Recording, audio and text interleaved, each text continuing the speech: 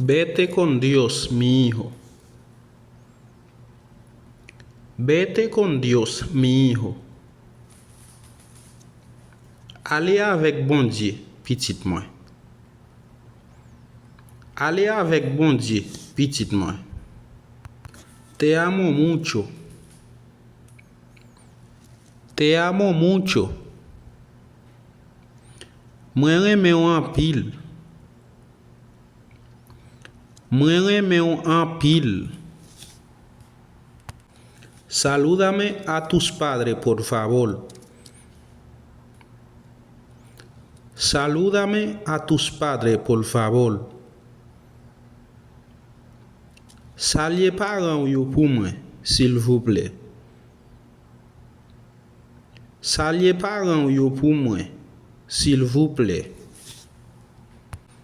Tú estás contento, cobraste hoy.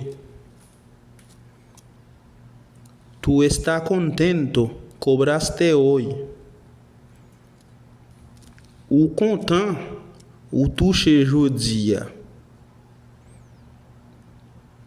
Ou content, ou touché jeudi.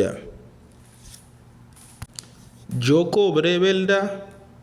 Pero no me queda ni un centavo. Yo cobré, ¿verdad? Pero no me queda ni un centavo. Moi touché, c'est vrai. Mais moi pas arrêté même un centime. Moi touché, c'est vrai. Mais moi pas arrêté même un centime. ¿Qué me importa? No te quedó ni un centavo. ¿Qué me importa? No te queda ni un centavo. Qui me lim ou pas arrêter même un centime? Qui me lim ou pas arrêter même un centime? Gracias, mi hermano. Gracias, mi hermano. Merci, frère moi. Merci, frère moi. ¿Y por qué me diste gracia? ¿Y por qué me diste gracias? Et pour qui ça ou dit merci? Et pour qui ça ou dit merci? Por tu sinceridad. Por tu sinceridad. Pour sincérité. Pour sincérité. Llámame cuando tú llegues a tu casa. Llámame cuando tú llegues a tu casa. Relim le ouive la caillou.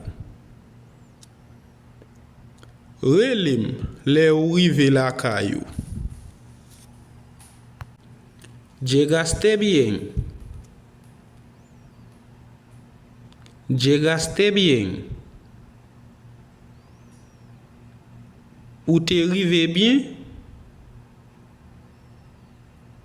Ou t'es arrivé bien?